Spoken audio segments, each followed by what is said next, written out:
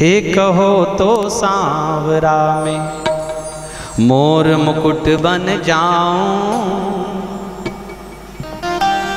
पेरण लागे सांवरो रे, पेरण लागे सांवरो रे, मस्तक पर रम जाऊं रे वारे, मस्तक पर रम जाऊं।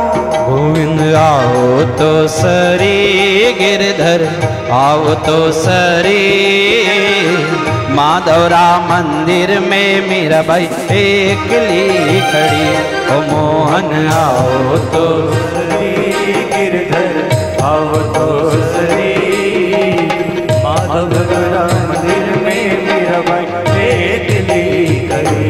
हो एकली खड़ी रे मीराबाई एकली खड़ी हो, एकली खड़ी रे मीराबाई एकली खड़ी। मोहन आओ तो सरी गिरधर आओ तो सरी, माधवरा मंदिर में मीराबाई एकली खड़ी।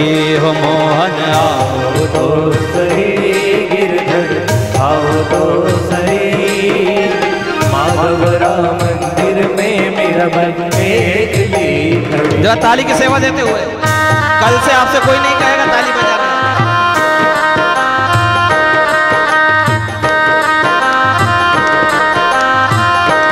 बड़ा सुंदर भजन है और एक एक कड़ी में मीराबाई का भाव भरा हुआ है।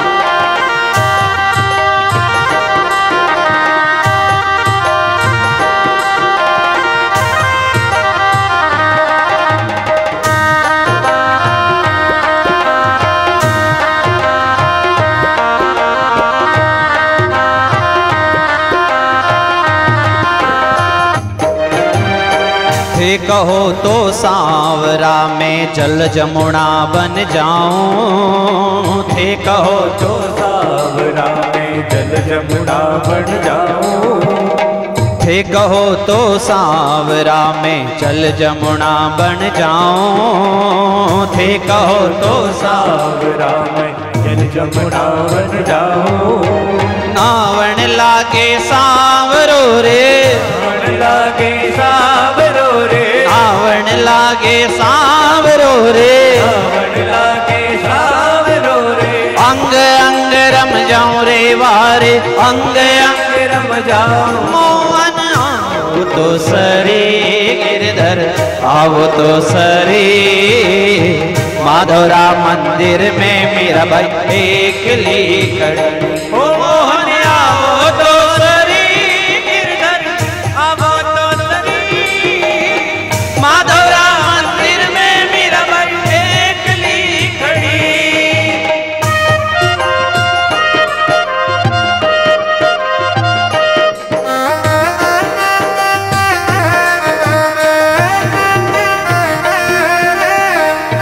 श्री राधे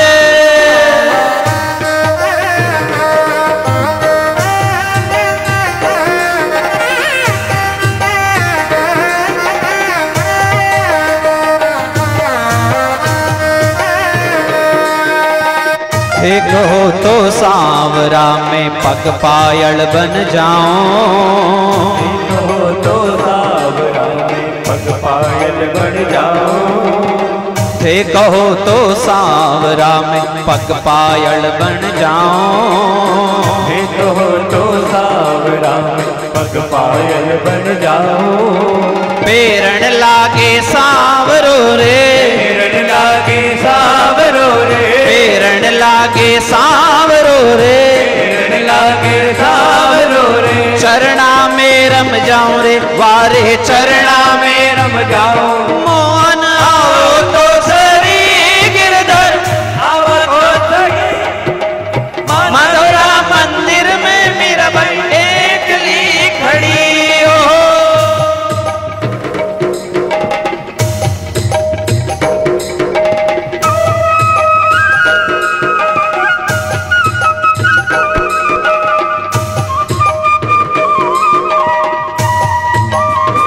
श्री राधे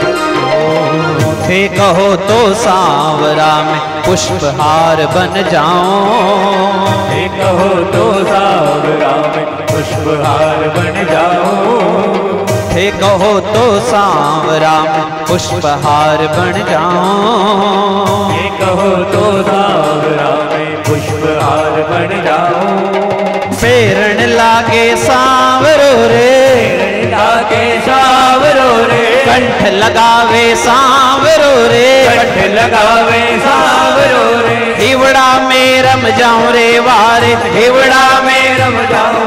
मोहन आओ तो सरी गिरधर, आओ तो सरी माधवराव मंदिर में मीराबाई एकली खड़ी।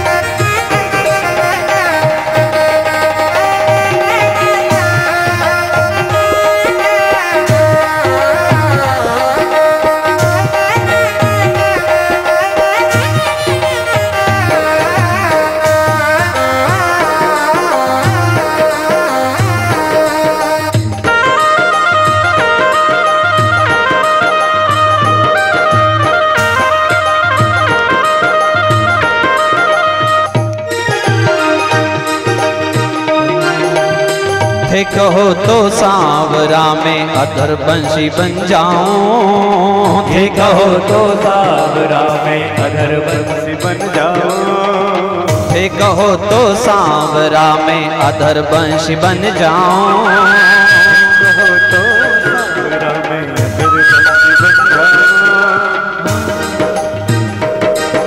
जाऊं। होठ लगावे सांवरो रे, लगावे सांवरो रे, अधर लगावे सांवरो रे, लगावे सांवरो रे, जग व्यापक बन जाऊं, ओ जग व्यापक बन जाऊं। मोहन आओ तो सरी गिरधर, आओ तो सरी माधवराव मंदिर में मीराबाई एकली खड़ी। मोहन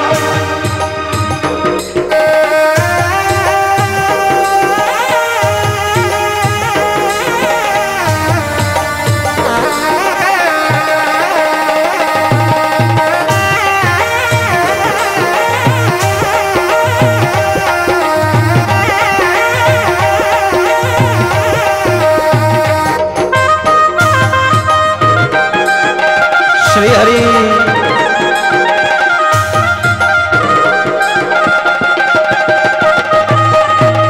एकली खड़ी रे मीराबाई एकली खड़ी हो, एकली खड़ी रे मीराबाई एकली खड़ी।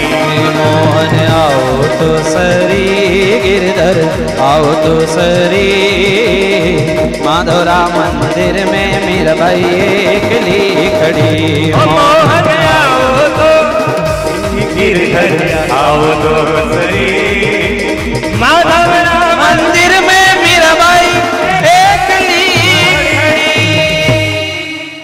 इतना सुंदर भाव है भक्तों का। ये वास्तविकता में पूजन से ही संभव है, भगवान से प्रेम से ही संभव है। पूजन का क्रम है कि मन लग जाए, मन लग जाए तो उनमें प्रेम हो जाए, और उनमें प्रेम हो जाए तो फिर भक्त कोई भी कल्पना कर सकता है, फिर उसका वश अपने ऊपर नहीं रहता। फिर वो वस्तुओं को चढ़ाने में, इसकी अपेक्षा वो स्वयं चढ़ने में भगवान को प्रेम समझता है। थे कहो तो सांवरा में जल जमुना बन जाऊं। जिन नाथ से हम दूर हैं, जिन प्रभु से के दर्शन नहीं हैं, और अगर हम जमुना जी का जल बन जाए और भगवान उसमें नहाने आए, नावण लागे सांवरो रे, नावण लागे सांवरो रे, अंग अंग रम जाऊं रे वारे, अंग अंग रम जाऊं। मोहन आओ तो सरी गिरधर, आओ तो सरी माधवरा मंदिर में मीराबाई अकेली खड़ी। मोहन आओ तो सही गिरधर आओ तो सही, माधवरा मंदिर में मीराबाई अकेली खड़ी। ऐसा भाव होना चाहिए, और भाव कथा से ही आता है। पूजा करते करते भी भाव आता है, किंतु 1 करोड़ में 1 भक्त कोई ऐसा होगा जिसको पूजा करते करते भाव आए।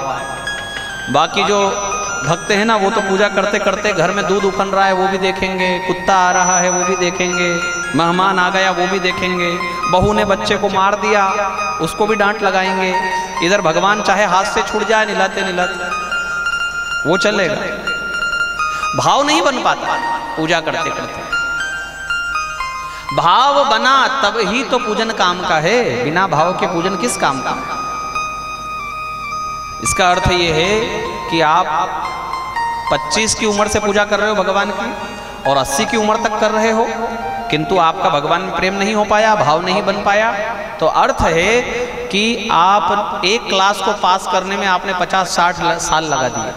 ये क्लास ही तो है, ये कक्षा है, इसको उत्तीर्ण करना जरूरी है। पूजन की कक्षा उत्तीर्ण की तो हम जप की कक्षा में आए, इसको उत्तीर्ण किया तो हवन पूजन की हवन यज्ञ की कक्षा में आए, इसको उत्तीर्ण किया, और सबसे आखिरी कक्षा का नाम है भगवान की कथा में समय देना। अच्छा, कई लोगों को फिर ऐसा प्रश्न बनता है तो हमने तो ऐसा कुछ किया नहीं, हम कैसे कथा में आकर बैठ गए? आपने बहुत किया है। संभव है कि आपने इस जन्म में नहीं किया, किंतु पूर्व जन्म में किया है और उसकी कृपा बनी है, तो आज आप आकर यहां बैठे। और यहां बैठने से जो काम पूजा ना कर पाई, यज्ञ नहीं कर पाया, जप नहीं कर पाया, वह कथा कर देती, प्रत्यक्ष भगवान को सामने खड़ा कर देती। एक मनः चित्रण, एक फिल्म की भांति कथा हमारे सामने चलने लगती है। और कथा करते हुए मैं कहता हूं कि कथा सुनने वाले भगवान के साथ जीने वालों से बड़े हैं। जो भगवान के साथ रहे ना, उनसे बड़े वो लोग हैं जो कथा सुनने वाले।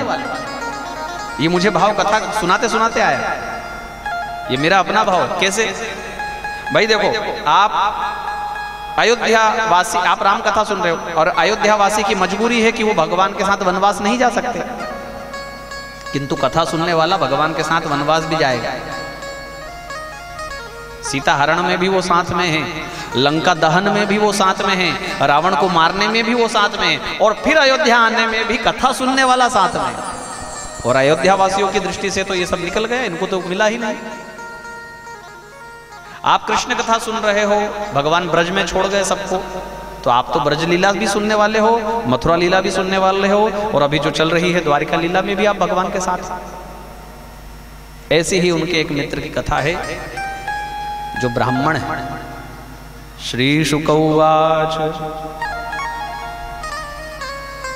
कृष्णस्यासीत् सखा कश्चित् ब्राह्मणो ब्रह्मवित्तमः विरक्त इंद्रियार्थेषु प्रशांतात्मा जितेन्द्रियः यदृच्छयोपपन्नेन वर्तमानो गृहाश्रमी तस्य भार्या कुचैलस्य क्षुत्क्षामा च तथा विधा। पत्नी तक के परिचय पर आ गए, पर नाम नहीं बताया कि किसकी बात कर रहे। नाम सुना आपने ये 2 श्लोक में कहीं सुदामा जी का? तस्य भार्या, पत्नी तक आ गए, तो पतिदेव का क्या किया? नाम नहीं केवल बताया, क्योंकि विशेषण बताने में इतने सुखदेव जी डूब गए इस कथा में। किसी व्यक्ति की विशेषता इतनी हो, उसके विशेषण इतने हो, उसकी खासियत इतनी हो कि नाम ही उसका पीछे रह जाए। जैसे लता जी, उसकी आवाज ही ऐसी है, उसका विशेषण एक, और एक विशेषण से नाम भूल जाए चाहे कोई, किंतु आवाज आज भी सुनेगा तो कहेगा कौन है भाई। किंतु इनके कितने विशेषण बताए। कृष्णास्यासित सखा, पहला विशेषण कृष्ण का सखा। दूसरा ब्राह्मणों, तीसरा ब्रह्मवित्तमः, ब्रह्म धन से संपन्न है, गरीब नहीं। कोई गरीब नहीं कहे। हाँ, जिनकी नजर में धन ही सब कुछ है वो लोग कहते सुदामा जी को गरीब, किंतु सुखदेव जी कथा सुनाने वाले ने सुदामा जी को गरीब नहीं कहा। चारों वर्णों का धन अलग अलग है शास्त्रों के अनुसार। ब्राह्मण का धन है गायत्री जप, जिज्ञासा। क्षत्रिय का धर्म है प्रजा की रक्षा, ये उसका वास्तविक धन है। जैसे महाराणा प्रताप सब खो गया, राज्यहीन हो गए, तब भी लड़ना छोड़ दिया क्या? और फिर भामाशाह जैसे दानी, वेश्य का क्या काम है? उसका धन है दान देना, उसका धन इकट्ठा करना नहीं है। और शूद्र का धन है समाज की व्यवस्था में रहना। किंतु आज की क्या परिभाषा हो गई? पैसा है तो शर्मा जी धनवान है, पैसा है तो वर्मा जी धनवान है, पैसा है तो गुप्ता जी धनवान है, और पैसा है तो चारों वर्ण पैसे से ही आजकल धनवान है। पैसा हो शर्मा जी के पास या पाठक जी के पास, मिश्रा जी के पास, तिवारी जी के पास, किंतु गायत्री ही ना जपता हो तो कैसा ब्राह्मण है? इसलिए यहां लिखा है ब्रह्मवित्तमः, ब्रह्म धन से संपन्न है। और इसके आगे विशेषण क्या बताया? विरक्त इंद्रियार्थेषु, इंद्रियों के अर्थ से विरक्त है। इंद्रियां उनकी कोई इच्छा ही नहीं करती है। कितनी बड़ी बात है। आंखों को कुछ देखना ही नहीं होता, इसलिए वो घर से कहीं जाते नहीं। कभी फिल्म देखने की इच्छा नहीं की, हाँ, कभी कोई नाटक नौटंकी देखने नहीं गए। कानों ने कभी कुछ सुनने की इच्छा नहीं की, जीवा ने कुछ कभी खाने की इच्छा नहीं की, शरीर चलाने के लिए कुछ खाते थे। प्रशांत आत्मा, अगला विशेषण है कि प्रशांत है, मतलब शांत से भी एक कदम आगे। शांत व्यक्ति को गुस्सा आ सकता है कभी कभी, किंतु ये प्रकृष्ट शांत, और आगे बढ़कर कभी गुस्सा आया ही नहीं। आपके आसपास में अनुकूल व्यवस्था हो, पैसा हो और बढ़िया प्रभाव हो, जी हुजूरी करने वाले चारों तरफ लोग हो, फिर भी कई लोग चिढ़ जाते हैं, फिर भी उनको गुस्सा आ जाता है। किंतु घर में कुछ ना हो, फटे हाल हो, डिब्बे सारे घर के रीते हों, तब भी गुस्सा ना आए। कितनी बड़ी जीवन शैली है।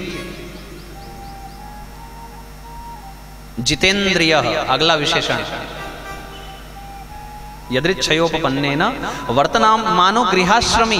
कोई सोचे कि वो वैराग्यधारी है, सन्यासी है, पत्नी नहीं है, तो यहां स्पष्ट कर दिया कि गृहाश्रमी। पत्नी का नाम भागवत में नहीं है, आगे जाकर सुदामा जी का नाम तो है, किंतु पत्नी का नाम नहीं है। गुण ही बताए हैं। क्या गुण बताए? एक लाइन में सारे गुण आ गए। तस्य भार्या कुचैलस्य क्षुत क्षामा च तथा विधा, तथा विधा, उनके ही जैसी, बात खत्म। ऐसी पति, मतलब पति को इच्छा हो चाय पीनी है, इच्छा हो और पत्नी बनाकर दे दे, वह तो पत्नी। और पति कहे चाय पीनी है और वो नेल पे पॉलिश लगाती लगाती कहे कि बना लो, मेरे लिए बना लेना।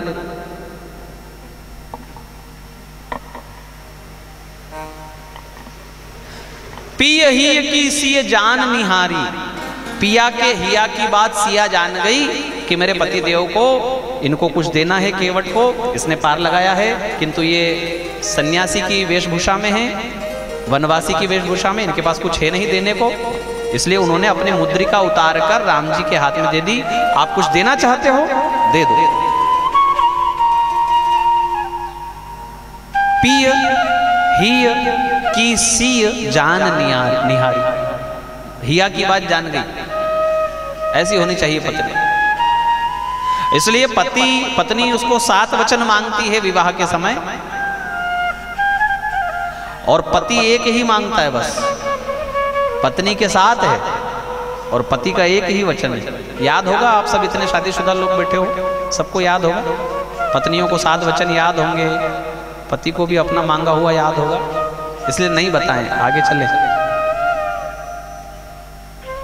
इतनी अच्छी याददाश्त वाले सब लोग हैं।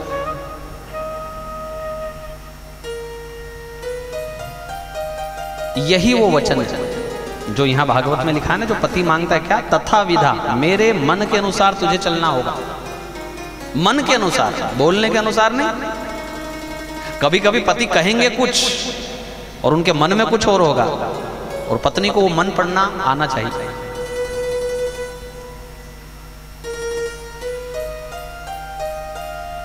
एक दिन बच्चों ने यहां तक कह दिया कि मां मर जाएंगे, आज कुछ खाने को नहीं मिला ना तो मर जाएंगे।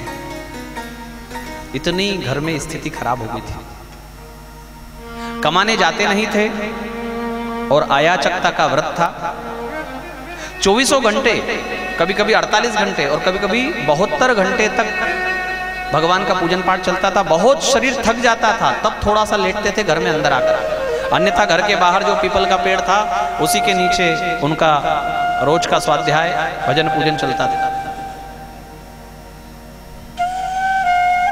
पत्नी आवाज लगाती कि कुछ बन गया है। अच्छा, बनता कहां से फिर जब पति कमाने नहीं जाते तो? हमारे यहाँ भारत में एक ऐसी परिपाटी है कि अमावस्या, पूर्णिमा, एकादशी, व्रत, त्योहार, संक्रांति, इस पर ब्राह्मण के यहाँ चलकर के दान देने जाते हैं। उसको मांगने नहीं आना पड़ता, सीधा थाली सजाएंगे, जो भी सामान है वो चलकर उनके घर जाकर देंगे, तो उससे उनका घर चलता था। पर कभी कभी कोई भूल जाता, तो कभी 2 दिन का फाका, कभी 3 दिन का फाका, कभी 8 दिन का फाका। पति पत्नी तो सहन कर ले, बच्चे कैसे सहन करे? तो अपने पति को जाकर कहती है सुशीला कि जिनका भजन करते हो क्या उनसे मिलने की इच्छा नहीं करती? पहले तो वो उत्तर प्रदेश में वहां मथुरा में रहते थे, अब वही हमारे पास आ गए द्वारिका में। सुदामा जी का स्थान है पोरबंदर और द्वारिका वहां से 100 किलोमीटर आज भी। पत्नी ने कृष्ण से मिलने को प्रेरित किया। एक बार मन बना कि मांगने को बोल रही है, और दूसरी बार मन बना कि अगर मैं कृष्ण के यहां नहीं गया तो मेरा ये आयाचकता का व्रत मेरा अहंकार हो जाएगा। अच्छाई अहंकार जल्दी बनती है, बुराई फिर भी अहंकार नहीं बनेगी। किंतु आप में यदि कोई सद्गुण है, कोई बड़ा संकल्प है, कोई आप बड़े व्रती हैं, तो आपका वह गुण, आपका अहंकार बनेगा बहुत जल्दी। उसी को पचाना बड़ी बात है, सद्गुण धारण करना बड़ी बात नहीं है, सद्गुणों को पचाना बड़ी बात है। तो सुदामा जी ने आज अपने उस अभिमान को गलाने के लिए कि मैं जीवन में यह रह जाएगा कि मैंने किसी के सामने हाथ नहीं फैलाया, तो मैं मांगने नहीं जाऊंगा, किंतु जाऊं तो सही, आयाचकता का व्रत मेरा अहंकार ना हो जाए, इसलिए जाना स्वीकार किया।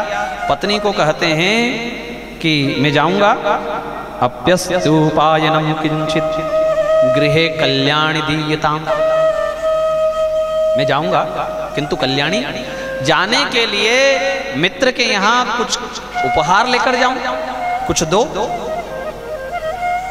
अब अगर कुछ होता तो बच्चे भूखे सोते क्या, पत्नी रोती क्या, क्या याचना करती कि आप मिलाओ स्वर्ण के नगरी के मालिक से?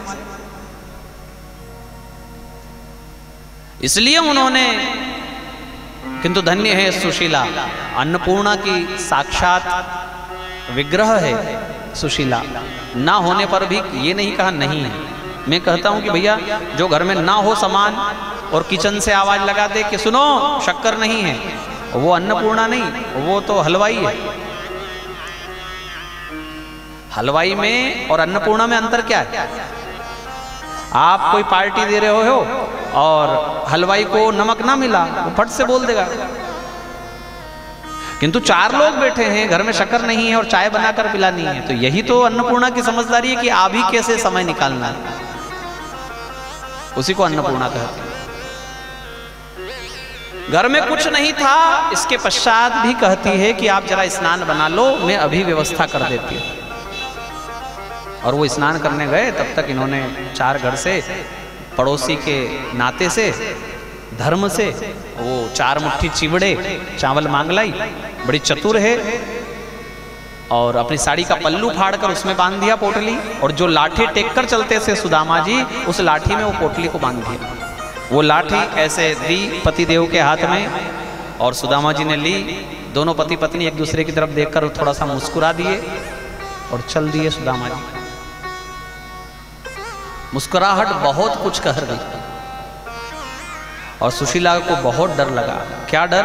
इतनी दूर, इतना भीषण जंगल, ऐसा कृशकाय शरीर, कब पहुंचेंगे, आ पाएंगे वापस? कुशंकाएं मन में घिरा कर गई, जैसा आज भी होता है प्रियजनों के जाने पर, डर लगता है कि कुछ हो ना जाए। तो भगवान की मूर्ति के आगे आकर बैठी, हे द्वारिकाधीश, मैंने तेरे द्वार के लिए अपने पति को भेजा है। जब तक मेरा पति लौट ना आवे तब तक मैं अन्न का कण और जल की एक बूंद जिह्वा पर नहीं रखूंगा। अनशन व्रत का संकल्प लिया। बहुत परेशानी में, कठिनाई में, दुविधा में, और रास्ते में कहीं कहीं सम्मान भी। किसी ने पहचान लिया कि ये, अरे ये वो हैं जो भगवान के मित्र हैं, अरे ये वो सुदामा है जो कहीं मांगने नहीं जाते, अरे हम धन्य हो गए कि हमको इनका दर्शन हो गया। तो किसी ने माला पहना दी, किसी ने थोड़ा हवा कर दी, किसी ने पेड़ दबा दी।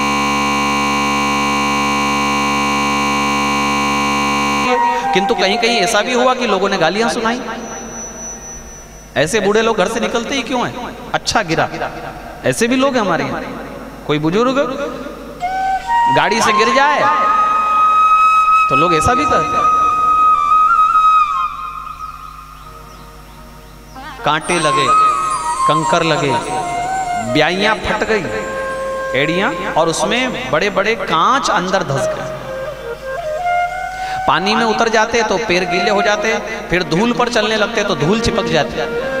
पादुका नहीं थी किंतु धूल की ही पादुका बन गई, ऐसी मोटी परत धूल की हो गई। वहां रोकने का कोई काम था नहीं, जहां रोज ब्राह्मणों का सेवा होती हो, इसलिए रोका है, ऐसी कोई कथा भागवत में नहीं। एक ऐसा भजन बन गया है कि जिसमें मानो द्वारपालों ने भगवान को रोक दिया, सुदामा जी को रोक दिया। भागवत के अनुसार तो द्वारपाल मिला ही नहीं। भागवत पढ़ोगे ना तो सीधे अंतःपुर तक चले गए। और नरोत्तम जी ने यहां एक पद की रचना की है द्वारपाल के निमित्त। शीश पगान जगातन पे जनि जानहु कौन बसे के ही ग्रामा। धोती फटी सिलटी दुपटी नहीं, पाँव पाने को नहीं सामा। द्वारे खड़्यो द्विज दुर्बले, रयो चकिसो वसुधा भिरामा। पूछत दीन दयाल को धाम, बतावत आपनो नाम सुदामा।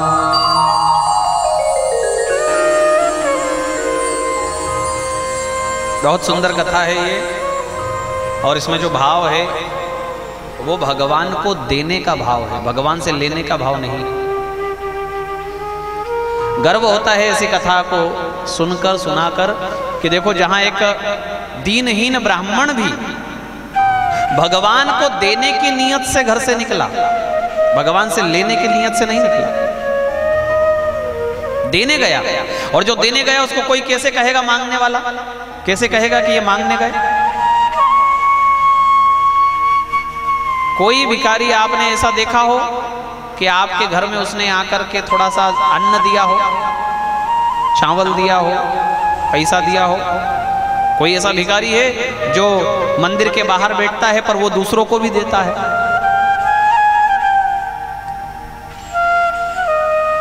जिसकी नीयत में मांगना है ना, वो कभी दे नहीं सकता। जिसने मांगना ही सीखा है वो देगा कब? उसका मन अंदर से ऐसा हो जाता है कि वो केवल लेना ही जानता है, वो दे नहीं सकता। किंतु जो देने की नीयत से गया वो मांग ही कैसे सकता है? नहीं मांगा सुदामा जी ने। अच्छा, जो देने गए थे फिर वो दिया क्यों नहीं? प्रश्न ही खड़ा होता है, छिपा क्यों लिया? क्योंकि जब घर से निकले तो मन था कि मित्र है, मित्रता तो बराबरी वालों में होती है ना। तो जैसे अवंतिकापुरी में पढ़ते थे वैसे ही होगा आज भी। अच्छा, आपने अगर अपने किसी मित्र की उन्नति का सुना, पहले तो इतने समाचार मिलते नहीं थे, फोन वगैरह थे नहीं, पर आज भी अगर आप अपने मित्र की उन्नति का समाचार सुन लो कि उसने भैया उन्नति की है, बढ़िया हो गया है वो, पर कैसा हो गया है तब तक जाओगे नहीं, पाओगे कैसे? आज सुदामा जी आए तो क्या पाया? ये पाया कि भाई लोग थोड़ा थोड़ा सोना अपने घर में तिजोरी में रखते हैं, 100 ग्राम, 50 ग्राम, 200 ग्राम, 500 ग्राम। कोई बहुत बड़ा वाला हुआ तो 2 किलो 4 किलो अपने घर में अलमारी में रखा उसने सोना। किंतु मेरा मित्र तो इतना बड़ा हो गया कि घर ही सोने का बना दिया, और फिर उसमें जो नक्काशी है, उस स्वर्ण की छत में जो चित्रकारी है, उसमें मड़ी हुई जो मणियां हैं, उसमें जो पद्मराग जड़े हुए हैं, मूंगे के जो खंभे हैं, पन्ना की जो सीढ़ियां बनी हुई है, वो देखकर ऐसे दंग रह गए सुदामा जी। वाह भाई, क्या उन्नति की कृष्ण तूने, वाह। लोग थोड़ा थोड़ा सोना घर में रखे, तूने सोने का ही घर बना दिया।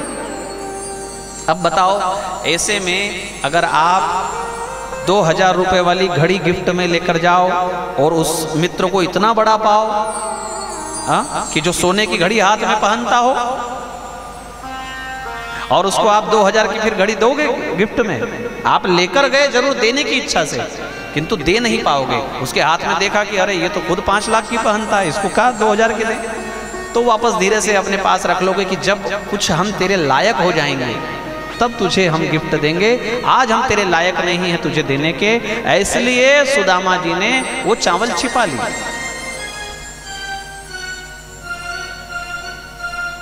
भगवान को चतुर भक्त पसंद है।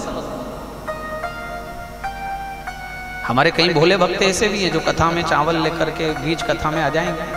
अच्छी बात है, आपका भाव है, चढ़ाया करो, किंतु ये विचार करो कि क्या घर के कागजात लाए? घर के कागजात लाए तो हम जरा कथा बंद कर देते हैं, चढ़ा जाओ, हमको भी लगे कि कुछ चढ़ा कर गए भाई। ऐसा क्यों कह रहा हूं मैं पता है? इसलिए कह रहा हूं क्योंकि सुदामा जी का सर्वस्व वो पोटली थी, सर्वस्व, इसके अलावा उनके घर में कुछ नहीं था, और वो अपना सर्वस्व भगवान को देने गए थे। जो हम आरती में गाते हैं ना, तन मन धन यह जीवन, और वो निभाने वाले सुदामा जी है। अपने बच्चों को 8 दिन का भूखा छोड़कर जो गया हो, धन्य है ऐसा ब्राह्मण।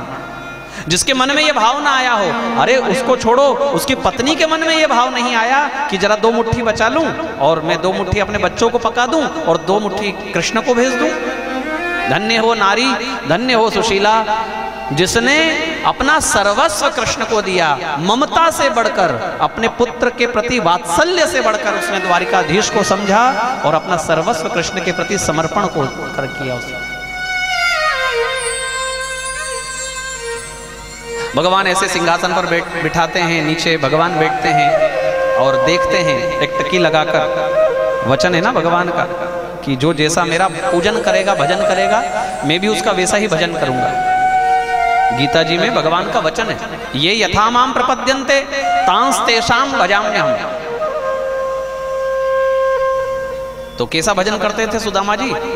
भगवान ठाकुर जी की मूर्ति को स्नान बनाते पंचामृत से और बड़ा सुंदर तिलक लगाते, धीरे धीरे व्यवस्थित तिलक, व्यवस्थित पुष्प चढ़ाते, व्यवस्थित श्रृंगार करते और फिर निहारते उनकी मूर्ति को।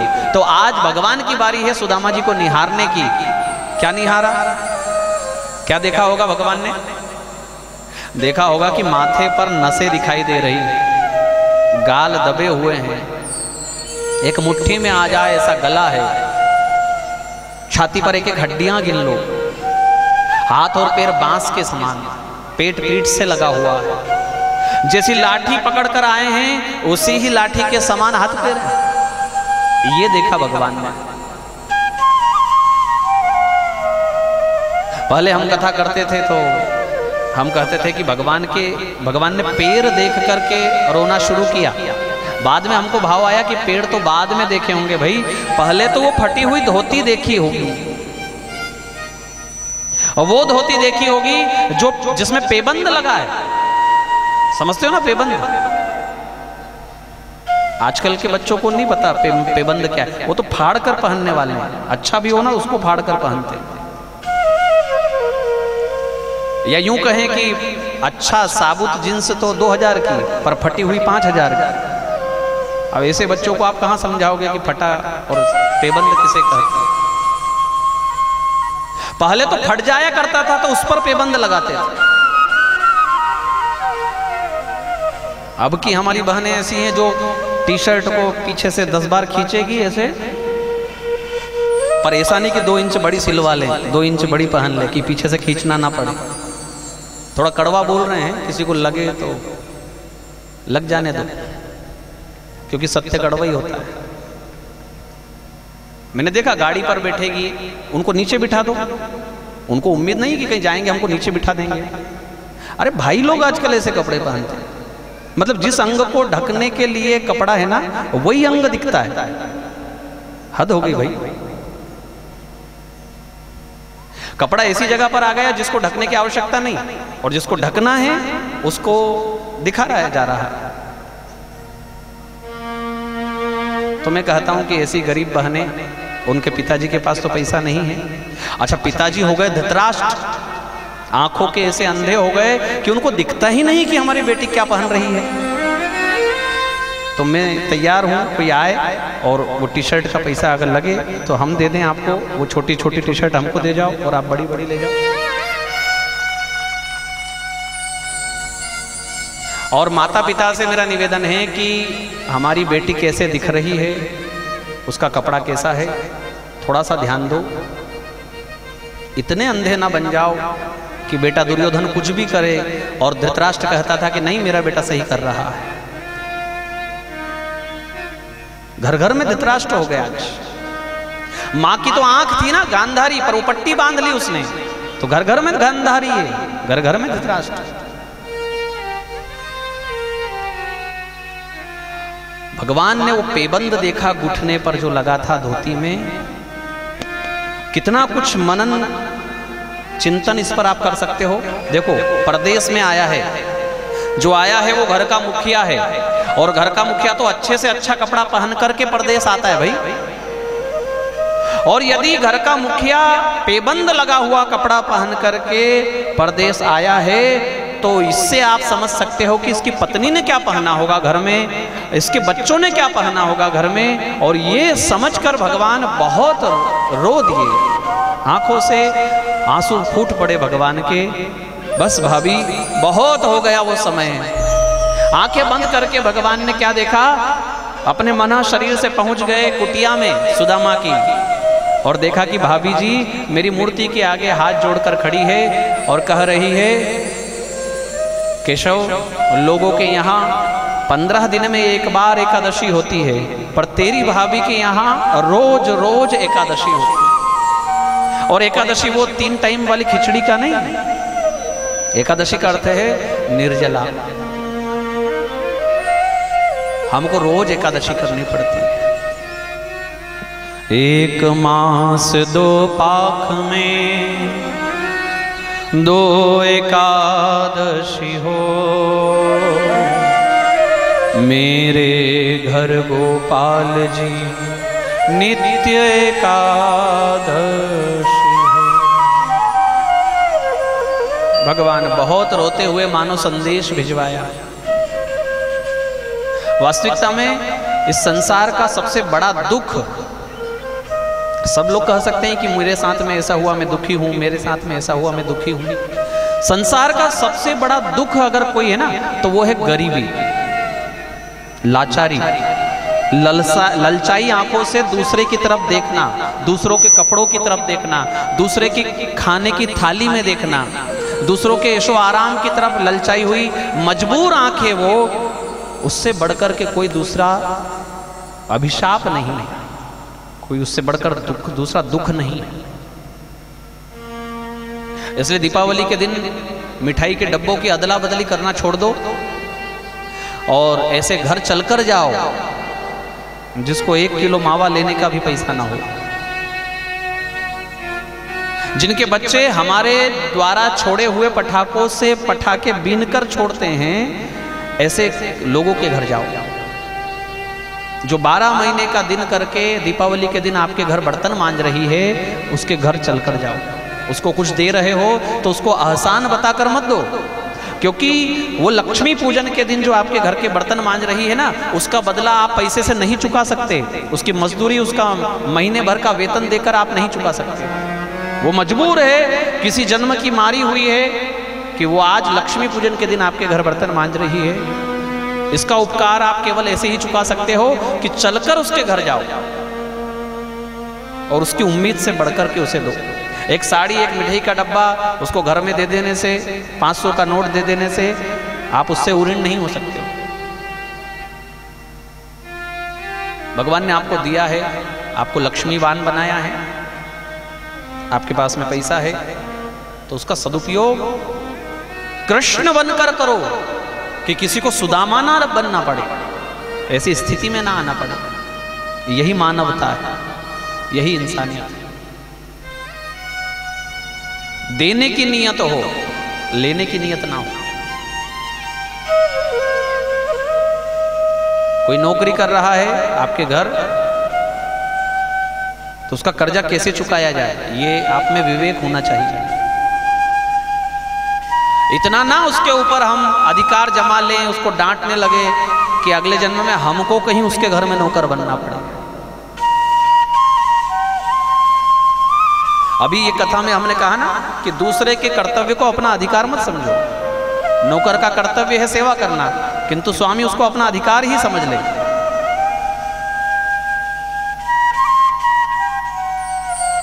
सुदामा जी की कांच और कांटे भगवान निकालने लगे। संत लोग कहते हैं एक कांच तो ऐसा धसा था कि भगवान की नाखून की पकड़ में नहीं आया, तो अपने दांतों से खींचकर भगवान उस कांच को निकालते।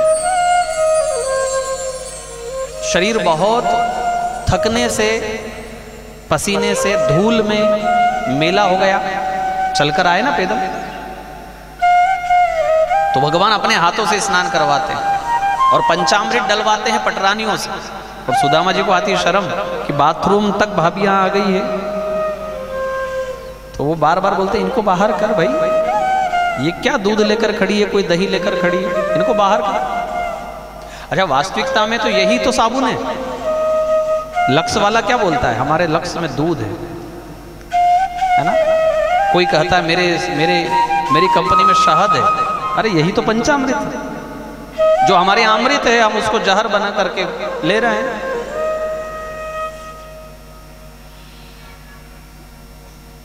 देख कृष्ण जब हम छोटे थे, क्षिप्रा में नहाते थे तो पीठ तक हाथ नहीं पुड़ता था, तो एक दूसरे से पीठ मलवाते थे। अब मैं नहाना जानता हूं, तू बाहर जा भाई। तो भगवान कहते चुपचाप रहो।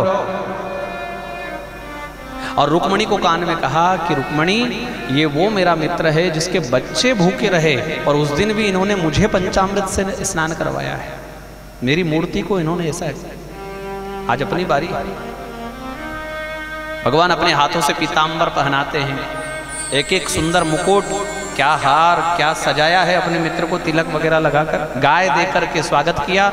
और 56 भोग अपने हाथों से एक एक ग्रास मुख में। बोले ये तो खाना पड़ेगा, ये श्रीखंड तो फिर सत्यभामा ने बनाया हो, फिर आप जानो और आपकी भाभी जानो। भागवत में तो नहीं है, किंतु मन कहता है कि ऐसे पिता ने जब पहली बार पहला ग्रास मुंह में रखा होगा, बच्चों की याद तो आई होगी कि वो घर पर कैसे हैं और मैं यहाँ 56 भोग जीम रहा हूं।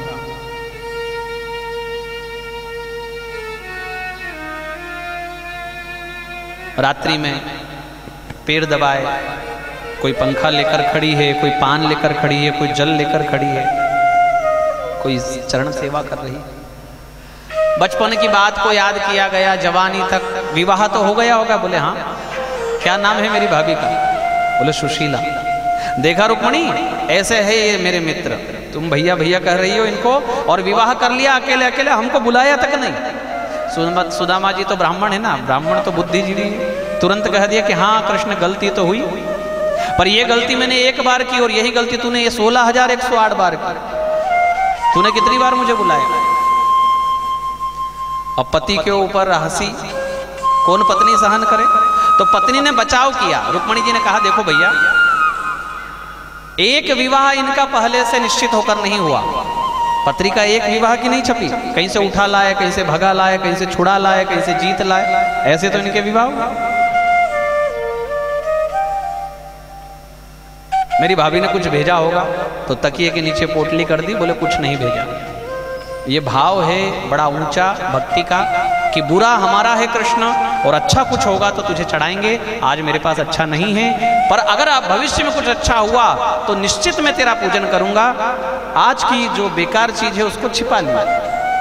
किंतु भगवान तो पत्रम पुष्पम फलम तोयम यो में भक्त्या प्रेक्षति। कोई तुलसी चढ़ा दे उससे प्रसन्न हो जाए, कोई तुलसी का सूखी डाल चढ़ा दे उससे प्रसन्न हो जाए, और कोई तुलसी कहीं थी 5 साल पहले आज नहीं है, उसकी मिट्टी उठा करके कृष्ण को चढ़ा दे, भगवान उससे प्रसन्न होने वाले हैं। पत्रम पुष्पम फलम तोयम। जल भी चढ़ाते ना, हम आखिरी में हाथ में जल लेकर, कृतेन अनेन पूजनेन भगवान श्री कृष्ण चंद्र प्रियतान्न मम, वो जल से भगवान प्रसन्न हो जाते हैं। सो गए सुदामा जी, तकिए के नीचे से पोटली निकाल ली, एक ही मुट्ठी में सब दे दिया, और दूसरी तो प्रसाद के रूप में पटरानियों ने बांट ली। सुबह जाने की तैयारी हुई, सोचा पलंग पर बैठे बैठे सुदामा जी के जल्दी से स्नान बना लूं, और आज कृष्ण को कहूं जाने का तो 8 दिन में छुट्टी मिलेगी, इतना उसने मनुहार करके जिमाया, कोई एक दिन में जाने देगा? और तैयार होकर के बढ़िया टिप टाप पीताम्बर पहनकर जो कृष्ण ने पहनाया था, हाँ तो कृष्ण चलें, जाओ ये रास्ता। सुदामा जी को झटका लगा कि हद हो गई भाई, एक बार झूठे मुंह नहीं कहता कि रुक जाओ। और रुक्मणी जी को भी लगा कि वो उद्धव आता है महीनों रुकता है, अर्जुन आता है महीनों रुकता है, इतना अच्छा मित्र आया इसको एक दिन में। जाने भी लगे तो पुकारा, अरे सुदामा जी रुको तो, इधर आओ।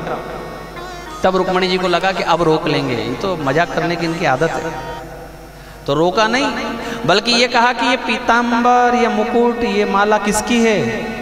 ओ कृष्ण मैं तो भूल गया, ये तो तेरी है, हाँ उतारो। अब तो इतना बुरा लगा सब रानियों को, इतना दान करने वाले और अपने इतने अच्छे ब्राह्मण मित्र से सब उतरा लिया, बल्कि जो फटी धोती पहन कर आए थे उसको भगवान ने अपने हाथों से पहना दिया। लाठी दे दी हाथ में, जैसे उधर से पत्नी ने दी थी, इधर से मित्र ने दे दी, जाओ। धन्य है सुदामा जी, इसमें भी बुरा नहीं मानते। ऐसा कोई हो सकता है? इतना निर्मल हृदय, इतना अयाचक, जीवन भर गरीबी को झेलने वाला, एक अच्छा कपड़ा भी उतार लिया गया उसमें भी उसने शिकायत नहीं की। बल्कि क्या कहते हैं, भागवत के श्लोक आप पढ़ोगे, लिखा है कि सुदामा जी कहते हैं कि मेरी बुद्धि धन पाकर के भ्रमित ना हो जाए, भजन ना छूट जाए, इसलिए कृपा करके मेरे प्रभु ने मुझे कुछ दिया नहीं, ये ब्राह्मण कहीं बहक ना जाए धन पाकर। को हम दरिद्र पापियां क्व कृष्ण श्रीनिकेतन ब्रह्मबंधुरिति स्माहं बाहुभ्यां परिरंभितः। कहाँ मैं पापी दरिद्र ब्राह्मण, कहाँ श्रीनिकेतन कृष्ण लक्ष्मी का घर, किंतु देखो तो निकृष्ट ब्राह्मण जानकर के भी मुझे बाहुभ्याम परिरंभिता, मुझे बाहों में भर लिया, क्या इतना बहुत नहीं है? वाह कृष्ण, तूने बहुत सुंदर मेरा सत्कार किया, पीताम्बर उतरा लिया, कोई बात नहीं। पत्नियों ने शिकायत की, क्यों जी एक दिन नहीं रोका आपने अपने मित्र को? पतिदेव कहते हैं कि वो जब से निकले ना घर से, तो मेरी भाभी ने ऐसा संकल्प किया कि जब तक आ ना जाए तब तक अन्न का एक कण, जल की एक बूंद जिह्वा पर ना रखो। अब बताओ, मैं इतना आकंठ डूबा हुआ हूं अपने मित्र की कर्ज में, और भाभी को भूखा रखूं, प्यासा रखूं, इसलिए नहीं रोका। चलो ये ठीक किया, हमको नहीं पता था, आपने ये ठीक किया। किंतु ये कपड़ा क्यों उतरा लिया, ये आभूषण क्यों उतरा है? बोले दूर से देखती मेरी भाभी तो पीतांबर में पहचानती अपने पति को? नहीं पहचान पाती। क्यों नहीं पहचान पाती? क्योंकि जिसको जीवन भर फटे कपड़ों में देखा उसको कोई पहचान। कोई व्यक्ति हमेशा पेंट शर्ट पहने, जींस टी शर्ट पहने, अचानक से वो धोती कुर्ता दुपट्टा बढ़िया डालकर आपके बीच में आकर बैठ जाए, झटका नहीं लगेगा? दूर से पहचान पाओगे? सुदामा जी को नहीं पहचान पाएगी मेरी भाभी, और फटे कपड़े में देखेगी तो बहुत दूर से पहचान लेगी। जब तक सुदामा जी पास आएंगे तब तक आरती की थाली तैयार हो जाएगी, स्वागत का पूरा सामान तैयार हो जाएगा, आरती उतारेगी मेरी भाभी मेरे भैया की, ऐसा स्वागत करेगी। दोनों पति पत्नी में प्रेम बढ़ेगा, दोनों एक दूसरे को देखकर मुस्कुराएंगे। पत्नी ने कहा रुक्मणी जी ने कि आप कितनी दूर की सोचने वाले हैं, आपको कितना दिमाग है?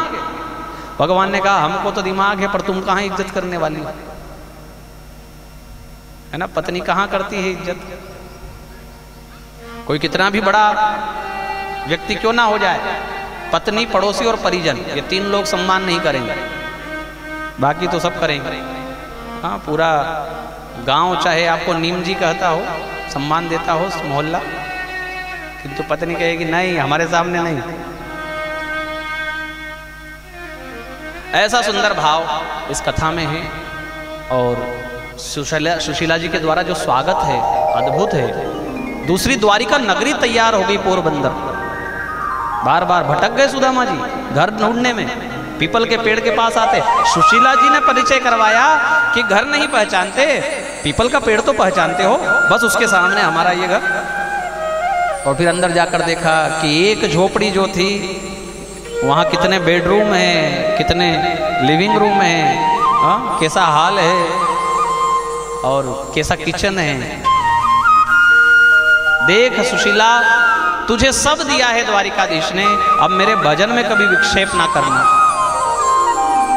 गले से माला निकाली और जो जपने वाली माला थी वो लेकर के पीपल के पेड़ के नीचे जाने लगे। पत्नी ने कहा अब तो एक से बढ़कर एक कपड़ा घर में है, पीतांबर है, अब तो ये फटी धोती उतार दो। सुदामा जी ने कहा अब ये धोती मेरे साथ ही चिता पर चढ़ेगी, अब मैं ये उतारने वाला नहीं हूं, ये कृष्ण ने मुझे अपने हाथों से पहनाई। और पूरा जीवन हरे कृष्ण कृष्ण कृष्ण हरे हरे, हरे राम राम राम हरे हरे कहते हुए सुदामा जी की ये कथा को हम विराम देते हैं।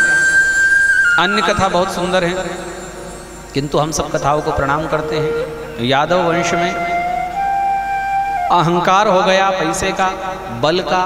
भगवान ने ब्राह्मण के श्राप का बहाना बनाकर अपने ही वंश को नष्ट कर दिया, भस्म कर दिया। स्वयं एक पेड़ के नीचे पैर पर पैर रखकर बैठे थे। दारू को कहा कि कुछ स्त्रियां बची है, कुछ यादव वंश के बच्चे बचे हैं, उनको यहां से ले जाओ, अर्जुन के सुपुर्द कर दो। और पैर में पद्म चमक रहा था, व्याध ने तीर चलाया, पद्म में लगा, बहुत रक्त फूट पड़ा।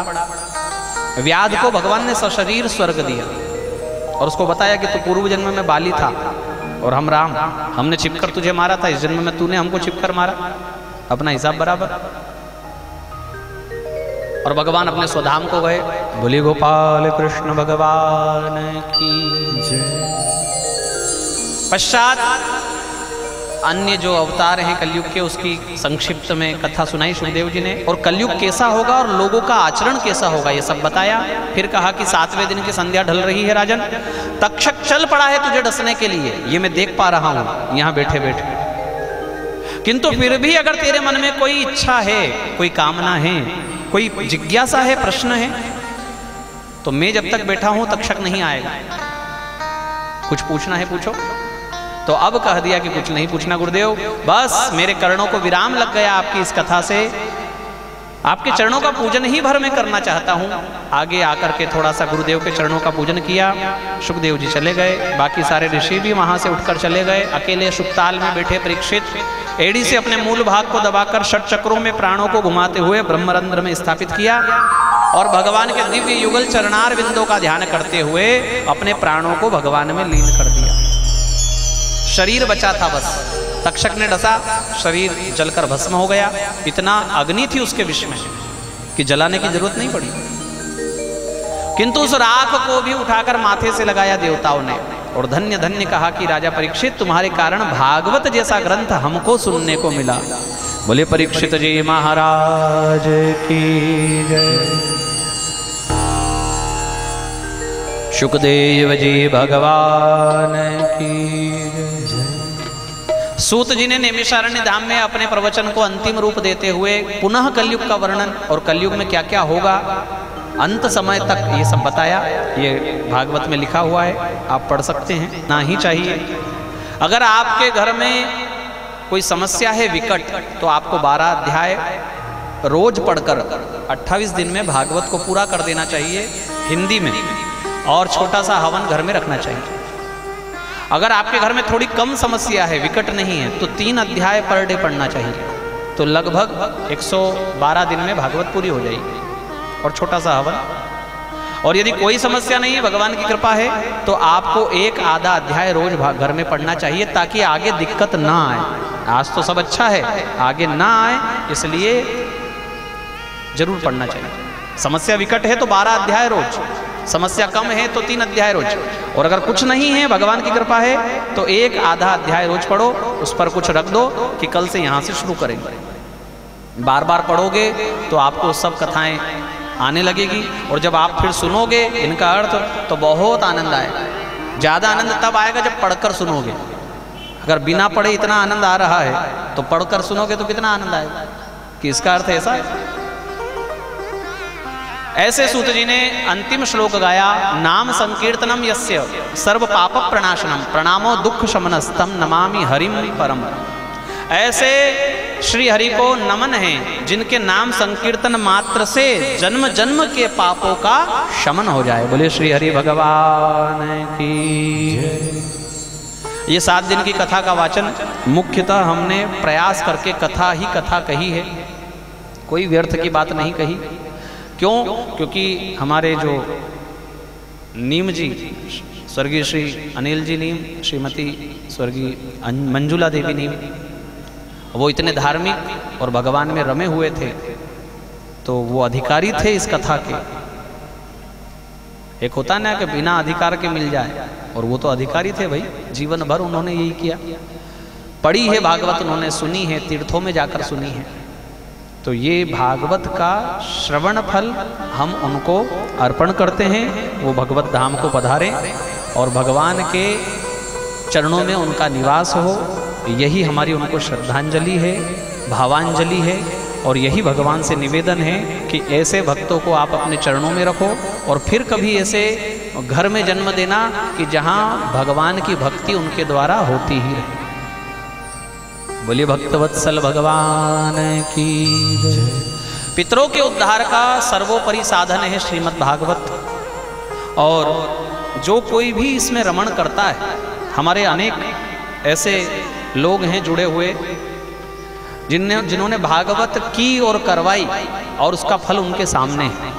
ये कहने की बात नहीं है, किंतु उन्होंने क्या क्या पाया है, आप उनसे चर्चा करके और इसको समझ सकते हैं। इसलिए स्वयं भी पढ़ो, बने तो करो, करवाओ, ना बने तो स्वयं पढ़ो, और भगवान से प्रार्थना करो कि हम भी भागवत के निकट आएं किसी भी स्थिति में, चाहे जीवन कैसा भी चले, चाहे सुख में रख या दुख में हो,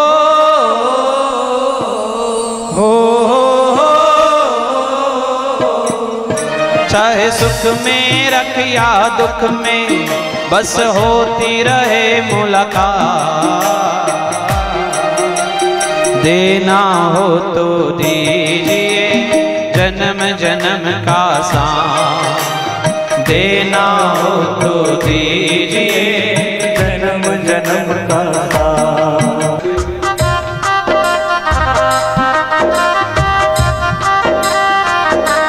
कथा का प्रसारण YouTube पर आपके मोबाइल पर है। आप अगर पुनः इस कथा को 7 दिन की सुनना चाहते हैं तो हमारे नाम से पंडित संजय कृष्ण त्रिवेदी उस चैनल को आप निकाल लें, और जिनसे नहीं निकालते आता है वो पंडित जी को यहाँ आकर दे दे, वो निकाल लेंगे, और उसको सब्सक्राइब करें ताकि आपको ये कथा सुनने को मिलती रहे।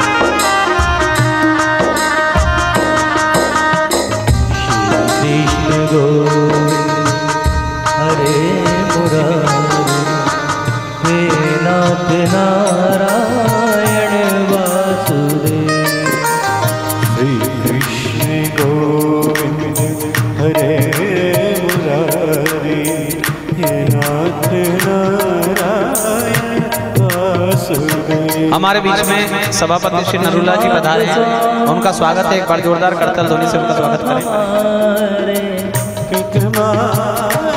स्वामी सखा नाथ नारायण वासुदेव, देना हो तो दीजिए जन्म जन्म का साथ, अब तो कृपा कर दीजिए। तेरा एहसान होगा, बड़ा उपकार होगा, बड़ा एहसान होगा, बड़ा उपकार होगा।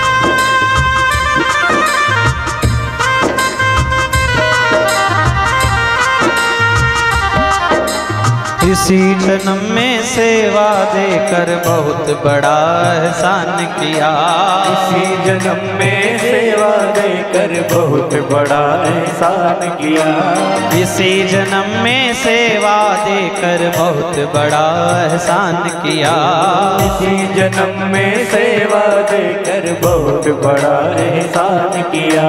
तू ही गोविंदा तू ही गोपाला, मैंने तुझे पहचान लिया। तू ही गोविंदा तू ही गोपाला, मैंने तुझे पहचान लिया। तेरा साथ रहे बरसों तक,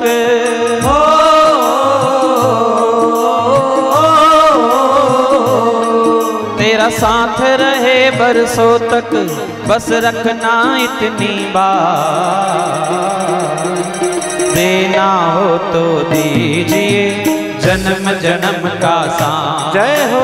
देना हो तो दीजिए जन्म जन्म का साथ।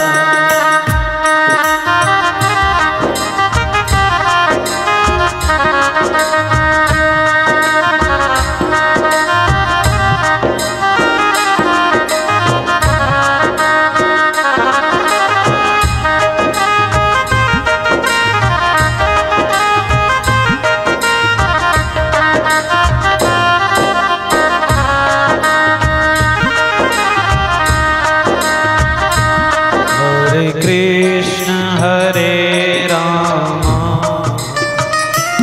राम राम हरे हरे, हरे कृष्ण हरे राम, हरे कृष्ण हरे राम,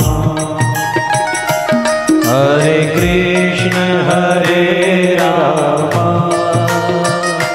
हरे कृष्ण हरे राम, हरे कृष्ण हरे राम,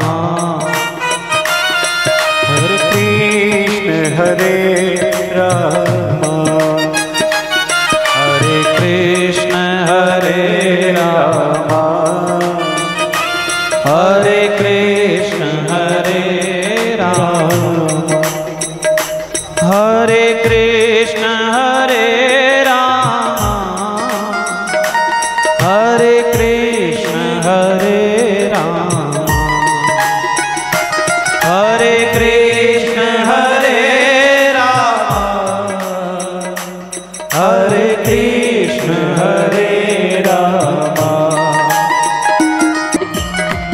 हरे कृष्ण हरे राम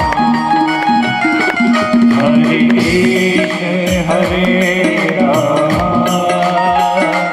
हरे कृष्ण हरे राम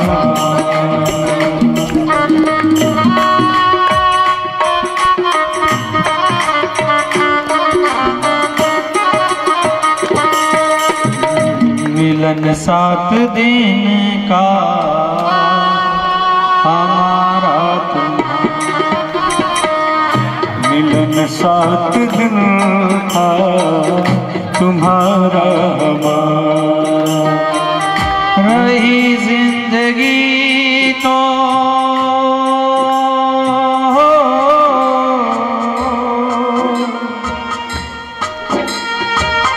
रही जिंदगी तो मिलेंगे दोबारा मिलन 7 दिन का हमारा तुम्हारा श्यामा तेरी आरती कन्हैया तेरी आरती सारा संसार करेगा हाथ जोड़ के श्यामा तेरी आरती कन्हैया तेरी आरती सारा संसार करेगा हाथ जोड़ के सिर पर मोहना मुकुट विराजे सिर पर मोहना मुकुट विराजे गलवे जाती माला साजे गलवे जाती माला साजे और सोहे फूलनहार करेंगे हाथ जोड़ के श्यामा तेरी आरती कन्हैया तेरी आरती सारा संसार करेगा हाथ जोड़ के अपने चरणों की भक्ति दीजो अपने चरणों की भक्ति दीजो अपने चरणों में मोहे रख लीजो अपने चरणों में हमें रख लीजो करो भव सागर पार करेंगे हाथ जोड़ के श्यामा तेरी आरती कन्हैया तेरी आरती सारा संसार करेगा जोड़ के मैं हूँ दीनन दुखिया भारी हम है दीन दुखिया भारी आया हूँ प्रभु शरण तिहारी आए हैं प्रभु शरण तिहारी रखियो हमारी लाज करेंगे हाथ जोड़ के श्यामा तेरी आरती कन्हैया तेरी आरती सारा संसार करेगा हाथ जोड़ के प्रेम सहित जो आरती गावे प्रेम सहित जो आरती गावे श्री राधा माधव के पद पावे श्री राधा माधव के पद पावे बड़े है सुयश अपार करेंगे हाथ जोड़ के श्यामा तेरी आरती कन्हैया तेरी आरती सारा संसार करेगा हाथ जोड़ के कर्पूर गौरम करुणावतारम संसार सारम भुजगेन्द्रहारम सदा वसन्तं हृदयारविन्दे भवं भवानी सहितं नमामि मंगलम भगवान विष्णु मंगलम गरुड़ध्वज मंगलम मङ्गलं पुण्डरीकाक्ष मङ्गलाय तनो हरि सर्वमङ्गलमाङ्गल्ये शिवे सर्वार्थसाधिके शरण्ये त्र्यम्बके गौरी नारायणी नमोस्तुते अच्युतं केशवं रामनारायणं कृष्णदामोदरं वासुदेवं भजे श्रीराममाधवं गोपिका जानकीनायकं रामचन्द्रं हरे कृष्णा कृष्ण कृष्ण हरे हरे हरे राम राम राम हरे हरे हरे कृष्णा कृष्ण कृष्ण हरे हरे हरे राम